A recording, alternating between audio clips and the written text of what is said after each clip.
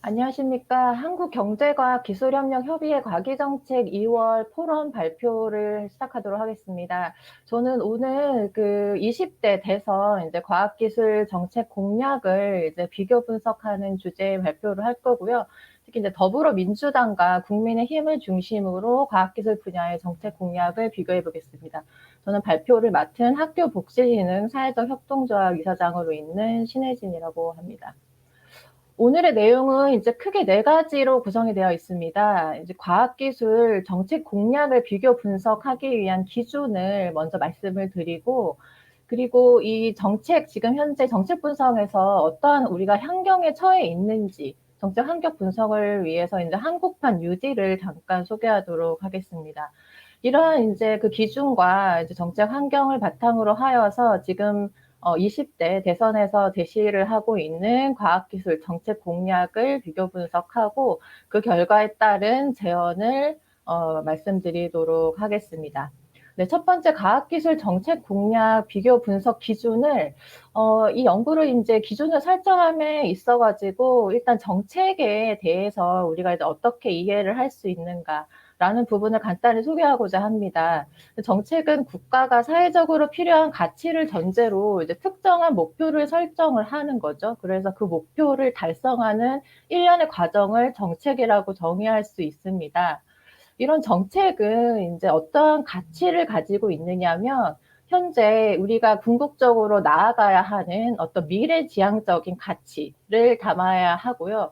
그리고 현재 어떤 이제 현장에 이제 당면에 있는 현안을 해결해야 하는 이런 두 가지의 가치를 담고 있습니다.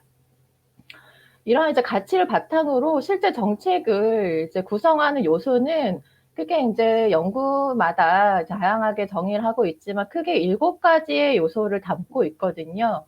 근데 그 중에서 이제 우리가 정책의 3대 요소라고 할 수 있는 정책 목표, 그리고 이제 이 정책을 구해서 우리가 어떠한 목표를 달성하려고 하는가라고 하는 정책 목표가 첫 번째 이제 요소가 될 수 있고요. 그리고 두 번째는 정책 수단을 둘 수가 있습니다.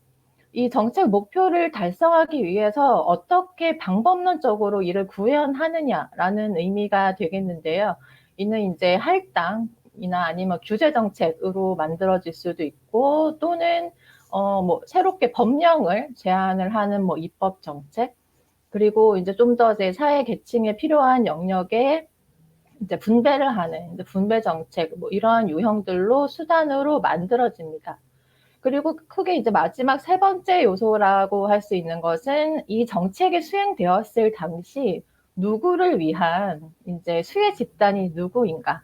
그리고 이 정책이 그 집행이 되었을 때 비용 부담 집단은 어디인가라는 것을 의미하는 정책 대상 집단. 이렇게 세 가지가 정책을 구성하는 3대 요소라고 할 수 있습니다. 자, 이렇게 이제 정책을 그 구성하는 요소를 바탕으로 이번 연구에서는 이 현존하는 이제 정책 환경에 이제 어떠한 이슈가 있는지를 먼저 살펴보고요. 그리고 과학기술 정책이 이 3대 요소에 따라서 어떻게 공약들을 제시하고 있는지를 비교 분석하였습니다. 그리고 이 결과를 바탕으로 제언을 제시를 하도록 하겠습니다. 그 이제 과학기술 정책 공약 이제 비교 분석에서 그 제가 이제 사용한 분석 자료는 현재 이제 문헌화되어 있는 보도 자료, 그리고 후보자들이 발표한 정책 공약 발표문, 그리고 이제 유튜브에 탑재된 발표 자료를 참고하였습니다.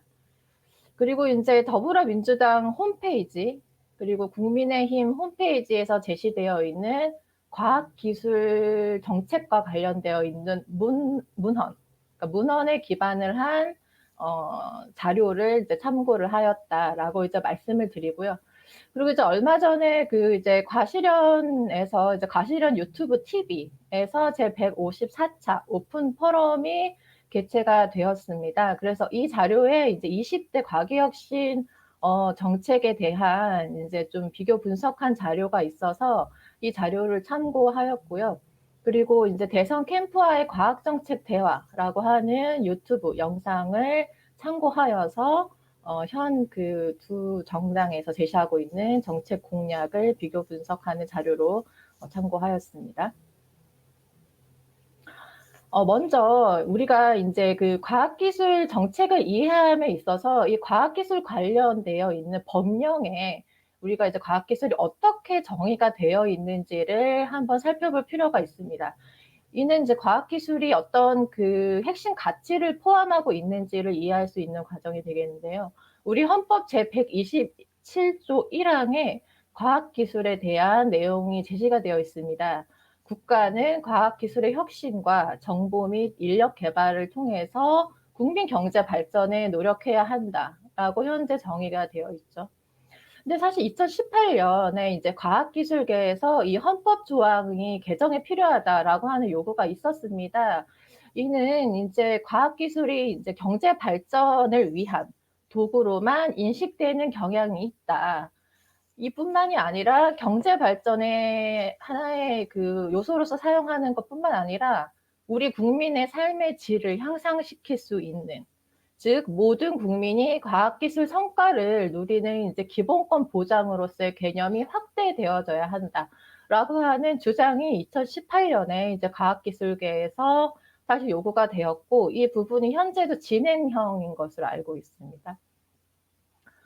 그 이제 헌법 아래에 이제 과학기술기본법에는 우리가 과학기술에 대한 목적이 어떻게 이제 가치가 정의되어 있는지를 살펴보면, 과학기술 발전을 위한 기반을 조성하여서 과학기술을 혁신하고, 그리고 국가 경쟁력을 강화함으로써 국민 경제의 발전을 도모하고, 나아가 국민의 삶의 질 향상과 인류 사회의 발전에 이바지함을 목적으로 한다라고 정의 내려져 있습니다.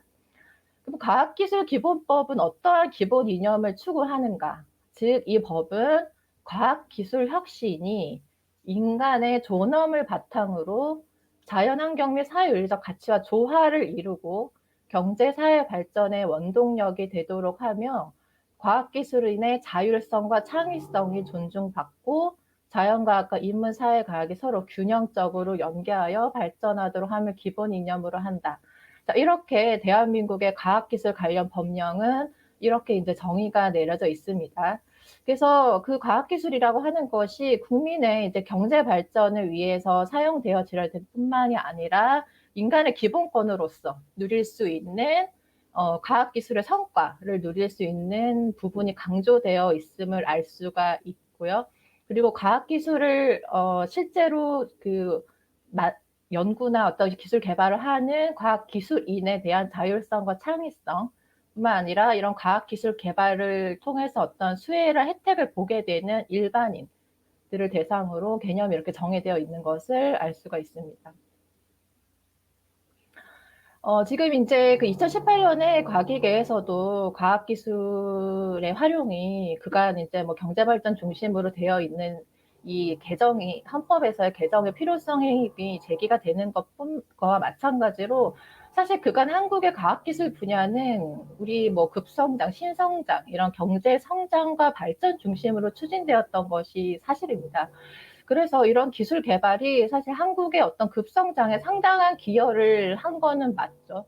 그런데 이런 부분이 사회적 관점에서는 불평등을 초래하는 모습을 역시 나왔습니다.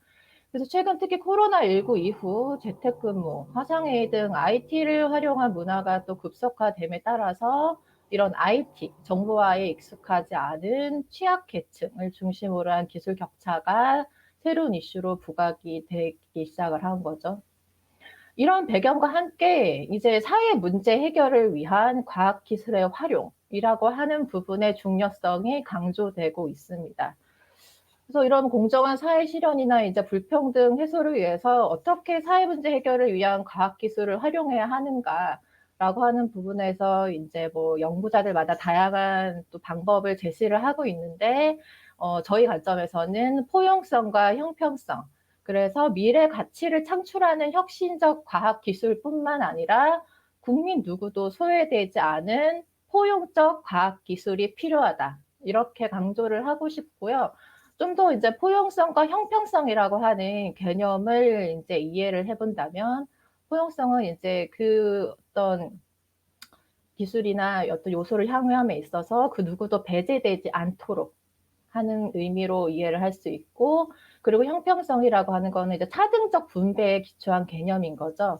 이렇게 우리가 어떤 그 지역이나 대상이나 집단이 배제되는 뭐 대상이 나타났다고 했을 시 그들에게 어떤 절차적 정의를 강조하는 의미에서 더 많은 지원을 필요로 하다라고 하는 개념인 거죠. 그래서 이제 형평성 개념은 우리가 이제 차등적 분배라고 하는 개념에서 평등 실현을 위해서 무엇을 똑같이 균등하게 제공해 줘야 되고 또 무엇을 차등적으로 제공해야 하는 이런 공정한 개념으로서의 기반이 될 수 있다.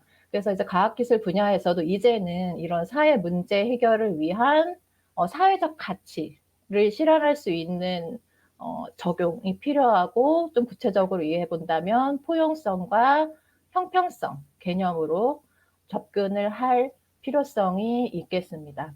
현재 이제 제시하고 있는 과학기술 정책 공약 비교 분석 틀을 사용하여서 두 당이 제시하고 있는 공약을 비교 분석해 보도록 하겠습니다. 제가 이제 이 발표 자료를 준비하다 보니까 그 이제 과실현 TV에서 이제 그 한 연구자가 주요 후보들에 대한 이제 과학기술 공약을 비교한 자료가 있었습니다. 그래서 이 자료를 제가 캡처를 해왔는데요. 이 참고해서 보시면 이제 뭐 가버넌스와 기술 패권 대응 및 신산업 성장, 디지털 전환, 사회 문제, 지역 발전이라고 하는 영역별로 각 후보자들이 어떤 내용들을 구체화로 제시되어 있는지 참고해서 보시면 되시겠습니다. 이제 정책 환경이라고 하는 이제 이해에서는 제가 이제 빠르게 이제 한국판 뉴딜이 어떠한 방향성을 지향하고 있는가라고 하는 요소만 빠르게 살펴보도록 하겠습니다. 한국판 뉴딜 정책이 크게 이제 비대면 수요가 급증하면서 디지털 경제로의 전환을 가속화하고 있고요.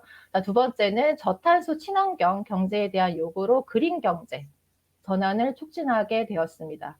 그리고 이러한 변화가 이제 경제 사회 구조 대전환과 함께 노동시장이 재편되면서 양극화가 심화되는 양상을 나타나고 있는 거죠.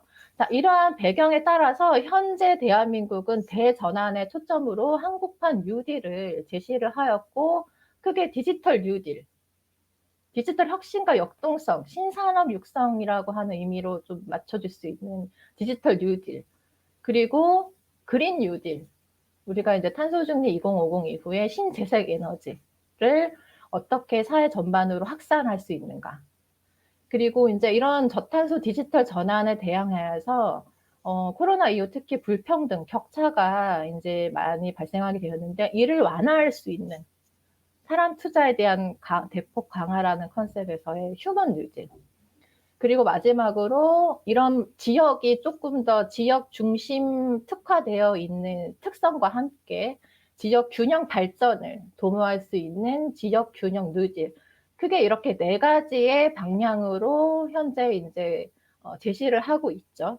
그래서 이 4가지의 큰 방향 아래에서 10가지의 대표 과제, 그리고 한국판 뉴딜 2.0에서 5가지의 대표 과제가 구체적으로 제시되고 있습니다.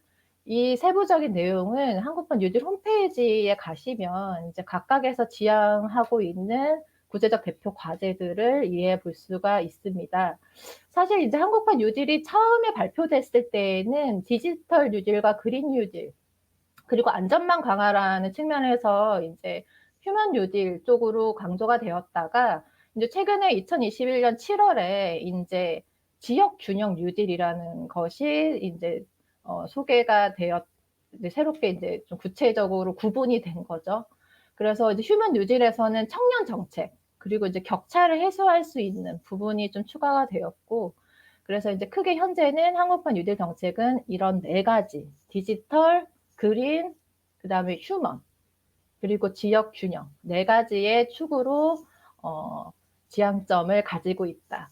이렇게 이해를 해볼 수가 있겠습니다. 2022년 이제 과학기술정보통신부는 전체적인 이제 기본 계획안을 살펴보면은 미래 기술 혁신과 디지털 대전환으로 인한 포용적 성장 실현을 비전으로 제시를 하고 있습니다. 그래서 이제 2022년 목표로 미래 기술 강국, 그리고 미래 영역을 선점하는, 우리가 우주라든지 메타버스 등을 포함을 하는 미래 영역 선점, 그리고 이런 과학기술과 디지털의 혜택 확산, 이렇게 세 가지의 구체적 목표를 현재 제시를 하고 그에 따른 정책을 실행하고 이제 계획 준비를 하고 있습니다. 그래서 우리가 과학기술 정책 목표의 큰 두 축으로는 지금 현 사회에서, 그리고 현 사회에서 일을 행정하는 행정부처에서는 혁신, 기술 개발을 통한 어떤 경제 성장을 또 주축으로 하는 혁신, 그리고 이러한 그 기술 개발이 모든 국민들에게 골고루 혜택이 돌아갈 수 있게끔 하는 이런 포용적 성장이라고 하는 두 가지의 축으로 강조되고 있는 것을 이해할 수 있었습니다. 자, 그럼 이러한 이제 배경에 따라서 현 두 정당이 제시하고 있는 과학기술 정책 공약을 한번 비교해 보도록 하겠습니다. 자, 먼저 더불어민주당에서 제시하고 있는 과학기술 정책 공약입니다. 자, 정책 목표로는 크게 7가지를 이해할 수 있었는데요. 먼저 과학기술혁신 부총리제 도입. 이를 위해서 이제 기초연구와 원천기술 연구에 투자를 집중하고 이런 연구자 중심의 개방형 R&D 체계를 위한 규제를 개혁하겠다. 그리고 두 번째, 미래 국가 전략 기술을 확보해서 기술 주권을 확립하겠다. 그래서 이제 10개의 주요 분야를 대통령의 빅 프로젝트로 선정하여서 적극적인 이제 지원 체계를 구축하겠다라는 거죠. 그래서 이런 핵심 기술 개발에 국가 차원의 전폭적 지원을 하겠다. 자, 그리고 세 번째, 우주 기술 자립으로 우리가 우주 강국 시대를 선도할 수 있게끔 하는 목표를 가지고 있습니다. 이를 위해서 우주전략본부를 행정 단위로 설치를 하겠다. 그리고 이제 네 번째, 사회 문제 해결에 기여하는 과학기술 연구 확대로 국민의 삶의 질을 향상하겠다. 그래서 어떤 고위험 사회 문제에 대한 연구 과제를 이제 확대를 할 거고요. 그리고 이런 국민의 안전과 이제 취약계층 집단을 보호할 수 있게끔 하는 국민 체감형 과학기술 연구를 수행하겠다. 이렇게 이제 제시를 하고 있습니다. 그리고 이제 지역의 R&D 자율성 강화로 지역 중심의 과학기술 역량을 획기적으로 증진을 하겠다.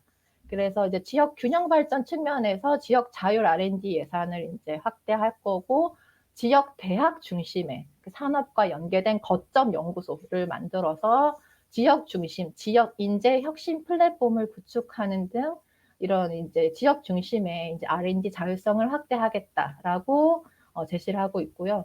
그리고 과학기술 연구자 중심의 연구 환경을 조성을 하겠다. 그래서 현재 이제 연구 과제 중심 제도의 이제 개혁을 구체화하고 있고요.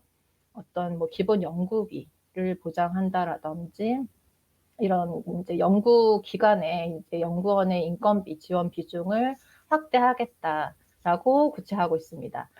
그리고 이제 마지막으로 전환 성장이라는 단어로 이를 전환 성장으로 이끌 과학기술 인력을 폭넓게 양성하겠다.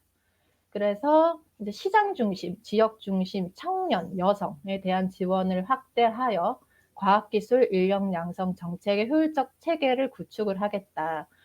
이를 위해서 이제 초중등 교육에서의 과학, 수학, 그 다음에 이제 소프트웨어 교육을 좀 강화시키겠다라고 제시를 되어 있고, 어떤 이런 맞춤형 지원 체계를 통한 구축, 그리고 해외 우수 연구 인력의 유입을 지속적으로 촉진하겠다라고 이렇게 제시되어 있는 것을 알 수가 있습니다.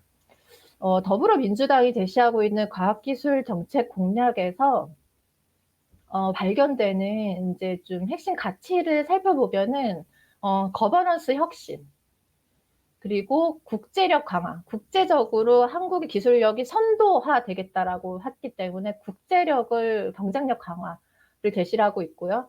그리고 사회 문제 해결, 그리고 일에 발전한 삶의 질 향상, 그리고 지역 자율성을 이제 찾아볼 수 있었고요.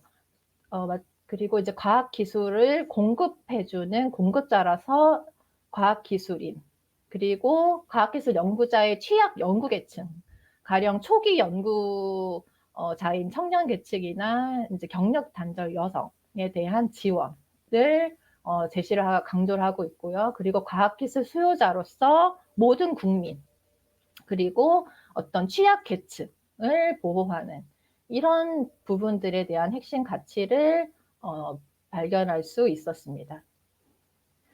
네, 그럼 다음으로 이제 국민의힘에서 제시하고 있는 과학기술 정책 공약을 한번 살펴보겠습니다.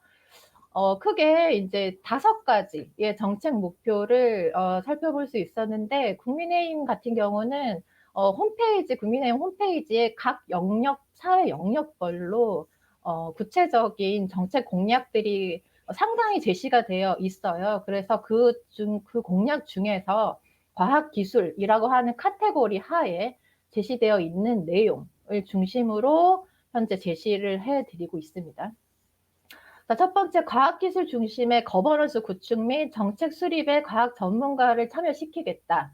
그래서 역시나 거버넌스 행정 혁신을 제시를 하고 있는데요. 과학기술 전문 담당관을 두고, 그리고 필요시 업무를 민간 전문가에게 개방하고, 그 다음에 현장 전문가를 강조를 하고 있습니다.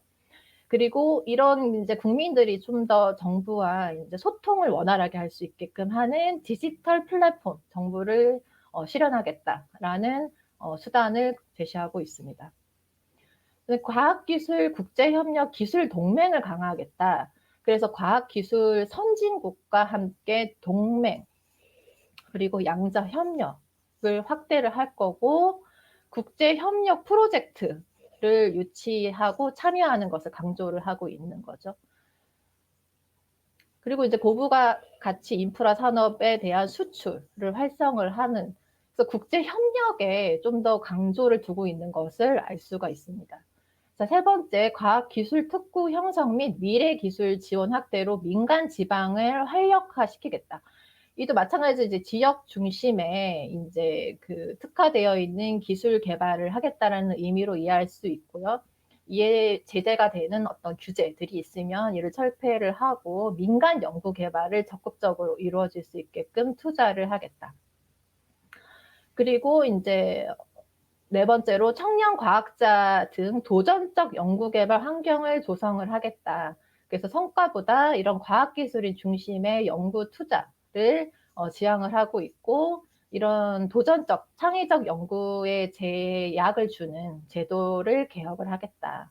그리고 특히 이제 어떤 출산이나 병력이나 육아로 인한 연구 단절 과학자가 있을 시 이들이 현장에 복귀할 수 있게끔 하는 프로그램도 역시 강조를 하고 있습니다. 그리고 이제 마지막으로 인재 양성 측면에서 과학 인재 기회 사다리로 체계적 관리라는 목표를 수립을 하였고요. 이를 위한 구체적 방법으로 초중등 수학과학 정보 교육을 확대하겠다. 그리고 AI 인재 양성을 위한 교육 커리큘럼을 만들겠다. 그리고 이제 수도권 이런 것에 대해서 이제 청년 과학자를 정부 연구 개발에 적극 이제 참여시키는 기회를 많이 만들고, 그리고 국내외 과학자들이 서로 이제 교류할 수 있게끔 하는 이런 모형을 구체적으로 제시를 하고 있습니다. 네, 지금 이제 국민의힘에서 이런 과학기술 정책 공약을 전체적인 내용을 중심으로 핵심 가치를 좀 몇 가지를 이제 찾아본다면은 역시나 행정, 거버넌스 혁신을 제시를 하고 있습니다. 그리고 국제 협력을 이제 강화를 하고 있다. 지금 이제 그 더불어민주당에서는 국제적인 선도화라고 하는 의미에서의 이제 국제적인 경쟁력을 강조를 했다면, 국민의힘에서는 국제 협력, 동맹이라고 하는 국제 협력을 보다 강조하고 있는 걸 알 수가 있고요. 그리고 이제 역시나 지역 맞춤형, 지역 중심의 이제 연구 개발이 이루어질 수 있게끔, 그리고 청년 과학자의 도전성, 창의성을 강조를 하고 있는 것을 알 수가 있었습니다. 그리고 공급자로서 과학기술인 그리고 취약 연구 계층을 지원하겠다라고 하는 요소를 발견할 수 있었습니다. 네, 그럼 이제 이렇게 두 당에서 제시하고 있는 과학기술 그 정책 공약을 한번 이제 비교 분석을 해보면은, 이 표로 이제 요약이 될 수가 있습니다. 크게 이제, 과학기술 혁신을 위해서 어떤 거버넌스와 조직 개편을 강조를 하고 있고요. 그리고 이제 국제 경쟁력, 그러니까 선도 우리가 이제 기술 주권을 확립하기 위해서 국제적인 경쟁력을 확보하겠다라고 더불어민주당은 제시를 하고 있는 반면 국민의힘에서는 국제협력, 동맹을 강조하고 있는 걸 알 수가 있었습니다. 그리고 더불어민주당에서는 이제 사회 문제 해결, 과학 기술을 통한 사회 문제 해결, 그리고 삶의 질 향상이라고 하는 것을 강조를 하고 있는 반면 국민의힘 측의 공약에서는 그 부분이 이렇게 드러나진 않은 것으로 보여집니다. 그리고 이제 연구 개발에 있어서는 지역 중심의 자율성을 더불어민주당에서 강조를 하고 있고요. 국민의힘에서도 지역 맞춤형이라고 하는 이제 연구 개발을 강조를 하고 있는 것으로 알 수가 있었습니다. 그리고 과학기술인의 자율적인 연구 환경을 조성하겠다라는 이제 더불어민주당의 가치 부분이 국민의힘에서는 청년 과학자의 도전성 그리고 창의성이라고 하는 부분이 제시되어 있는 것을 알 수가 있었고요. 그리고 이제 마지막에 인력 양성, 인재 육성의 중요성을 강조를 하고 있는데 이런 더불어민주당 측에서는 전환적 성장, 현재 이제 경제 발전이 우리가 여러 전환의 시점을 맞이하였다라는 관점으로 전환 성장을 위한 인력 양성이 필요하다. 그리고 국민의힘에서는 인재들이 다양하게 인재를 키울 수 있게끔 하는 계층의 이제 기회 사다리에 체제를 개선하겠다라고 하는 부분으로 정책 목표가 이제 비교될 수 나왔습니다. 그리고 이 지금 이제 정책 수단은 두 당에서 이제 거버넌스 혁신이라던가 그리고 규제 개혁에 필요한 제도를 수립하겠다. 그리고 필요한 영역에 있어서는 학교 교육 과정, 교과목을 새롭게 신설이나 개정을 통해서 초중등 연계 교육 방향에서의 과학기술, 인재 양성이라고 하는 측면을 제시를 하고 있는 것을 알 수가 있습니다. 차이가 나타나는 부분은 이제 더불어민주당에서는 이런 이제 사회 문제 해결, 삶의 질 향상이라고 하는 부분을 포함하고 있지만 국민의힘에서의 정책 공약에서는 이런 부분이 다소 드러나지 않는 것으로 알 수가 있다라는 부분이 나타났습니다. 자, 이렇게 그 지금 두 당에서 제시하고 있는 정책 공약의 이제 비교 분석 결과를 바탕으로 어떠한 부분들이 우리가 좀 더 보완되고 고민해야 하는지라고 하는 관점에서 본 연구자의 그 제언을 한번 제시를 해보도록 하겠습니다. 네, 그 더불어민주당과 국민의힘의 정책 공약 비교 분석 결과를 바탕으로 이 제언은 크게 4가지의 관점으로 한번 제시를 해보려고 하는데요. 먼저 우리가 정책 환경에서 한국판 뉴딜, 크게 4가지의 영역을 바탕으로 미래지향적 가치와 현안 문제 해결이라고 하는 방향으로 정책 가치를 수립을 하였고, 그리고 이를 통해서 구체적으로 과학기술정보통신부는 3가지의 목표를 제시하지 않았습니까? 자, 이를 바탕으로 더불어민주당 측에서는 미래기술강국으로 10대 기술 투자를 지원을 통해서 국가 경쟁력을 확보하고 기술 주권의 이제 선도 국가가 되겠다라고 하는 목표를 제시를 하고 있죠. 자, 국민의힘에서는 이 중에서 특히 디지털 뉴딜 중심의 투자를 강조를 하고 있고요. 그리고 우수한 기술을 확보한 국가와 국제 협력과 동맹을 통해서 미래 기술 강국으로 전략을 제시하고 있는 것을 알 수가 있었습니다. 미래 영역 선점에서는 두 당 다 모두 우주 분야를 강조를 하고 있는데 이 메타버스라고 하는 개념에 대한 정책 문건에서의 강조는 뚜렷이 드러나고 있지 않은 것을 알 수가 있었습니다. 그리고 과학기술 디지털의 혜택을 좀 확산시킨다라는 목표 아래 더불어민주당에서는 기초연구, 그리고 원천 기술, 연구 개발을 강조를 하고 있고요. 그리고 기술 혁신, 신재생 에너지를 같이 함께 강조를 하고 있습니다. 그리고 사회 문제 해결을 위한 기술 개발을 포함을 하고 있고요. 디지털 포용이라고 하는 개념으로 적용을 하고 있습니다. 자, 국민의힘에서는 신산업 분야 그리고 경제 성장 중심의 필요로 하는 기술에 대한 집중 투자를 강조하고 있는 것을 알 수가 있었고요. 특히 디지털 경제에 필요로 하는 핵심 인프라 육성을 강조하고 있습니다. 즉 인공지능이나 데이터 중심의 과학기술 집중 투자를 이해할 수 있는 거죠. 자, 이렇게 그 두 당의 어떤 구체적인 목표와 그 방안, 방법을 참고하면 이 한국판 뉴딜에서 제공하고 있는 4가지의 영역에서 지금 이제 더불어민주당은 디지털 뉴딜 강조를 하고 있고요. 그다음 그린 뉴딜, 휴먼 뉴딜도 다루고 있는 것을 알 수가 있습니다. 그리고 지역 균형 뉴딜을 함께 고려하고 있는 걸 알 수가 있고요. 국민의힘 측에서는 디지털 뉴딜, 지역 균형 뉴딜을 강조를 하고 있지만 이런 그린 뉴딜이나 휴먼 뉴딜의 컨셉에서는 과학기술 정책을 접목시키지 않는 경향이 있다라고 이해할 수 있었습니다. 자, 정책 수혜자 측 측면에서는 더불어민주당에서는 공급자, 수요자 중심의 정책 수혜를 구분하여서 이해하고 있는 반면 국민의힘 측에서는 공급자 중심의 정책 수혜자를 제시하고 있는 것으로 이해가 되었습니다.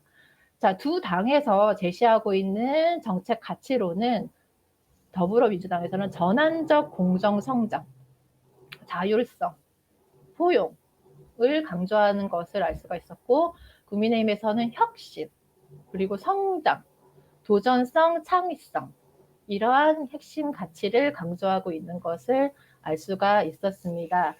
네, 이제 본 발표 자료를 통한 이제 본 발표자의 이제 결론을 제시를 하겠습니다.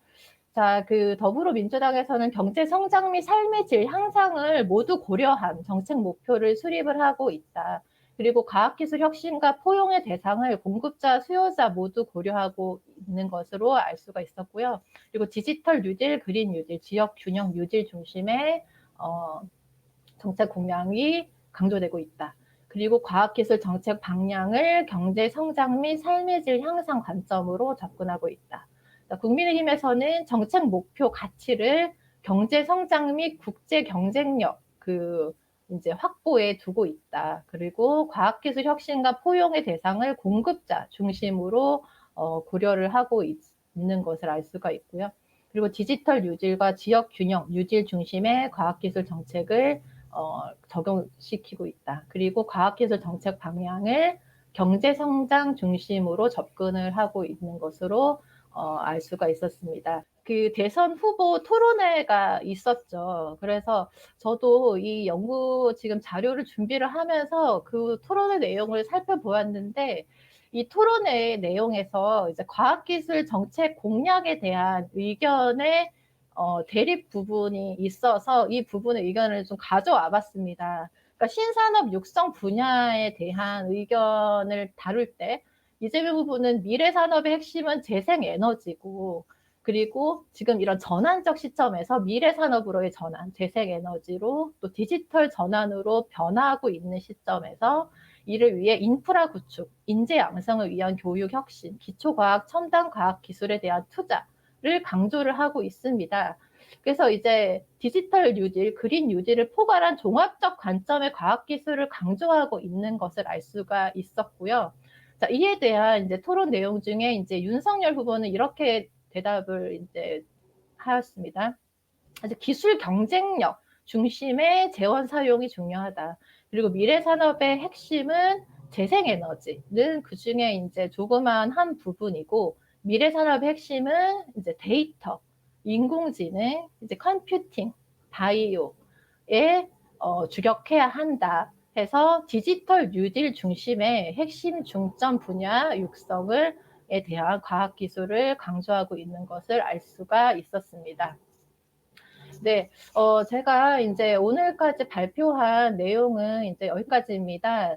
지금 두 정당에서 제시를 하고 있는 이제 과학기술 정책 공약이 제가 이제 한정된 자료를 통해서 분석했던 한계점은 있을 수 있습니다. 그러나 현존하고 있는 문헌 그리고 어떤 자료를 참고하여서 제시를 해드렸다라고 말씀을 드리고요. 이 이제 비교 분석 결과를 바탕으로 우리가 궁극적으로 과학기술에 대한 활용이 무엇이 되어야 하는가라고 하는 관점에서 차이가 나타나는 것을 알 수가 있었고, 그 관점을 통해서 구체적으로 어떠한 정책으로 만들어질 거가에 대한 두 당의 차이가 나타남을 알 수가 있었습니다.